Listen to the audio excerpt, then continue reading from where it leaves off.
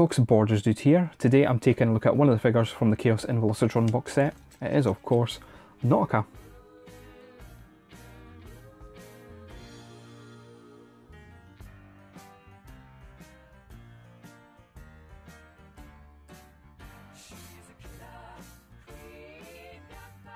Articulation for Nautica. You have a headmaster that removes and pops back on. You get a full 360 movement on the head with that. On the shoulder you get the full ball joint effect, full 360. You have the bicep cut and the wrist can also do full 360. You get the waist swivel.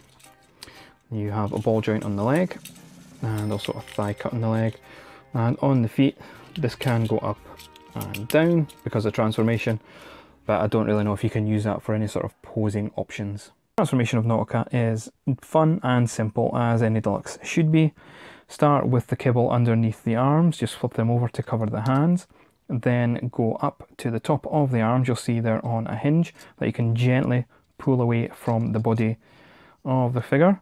Just pull them away and just leave them there. Then you're going to go to the chest piece, flip up the hood or the visor, whatever you want to call it, and make the seat by pulling the yellow chest part away from itself. Then put that lid back down. Then you've got the front part of the car, just flip that up from the back of the body. You'll hear a little click. Then you go down to the feet and flip the feet up onto themselves. And then you're going to decompact the legs just by unfolding them. And then now you've done that, you just flip the legs over themselves onto each other and clip them in place.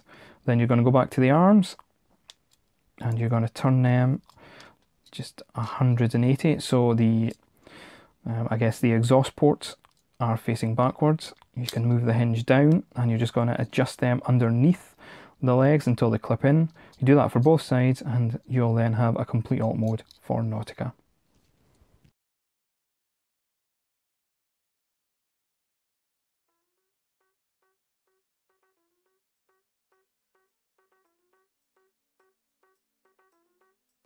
In our alt mode, it's fairly obvious that Nautica is definitely a repaint and retool of Blur. There's no denying that, you can't hide that fact. It does have these impressive wind turbines that are on there that can, you know, come off if you want to just give the full Blur alt mode effect. But really having them on does make it look like a completely different vehicle, and I'm guessing it's some sort of underwater vehicle with these turbines. And I already love the design of this vehicle, so even the little bit extra there is a nice touch, and they can be added to any of the figures that use the Blur mold as well. I think it's a nice alt mode. I don't know if it's, you know, close to the actual Nautica alt mode or not, but yeah, really enjoy it and it does roll quite well. My thoughts on Nautica. Now, I'm judging this figure purely on the toy itself. I do collect the Transformers Definitive G1 collection, graphic novels, but I'm really just reading the Marvel G1 US stories because that's what appeals to me. So I know nothing of this character, other than that she's very popular in the Transformers community and fandom. I really do enjoy the head sculpt, that's wonderfully done. I absolutely love the turbines, they fit so well onto the Blur mold.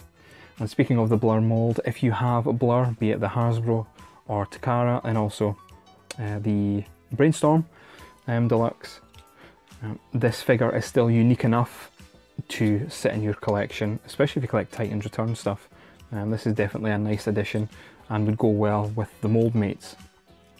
I love the fact that you can, you know, remove these pieces if you wish, but really they take away from the character of the mold itself.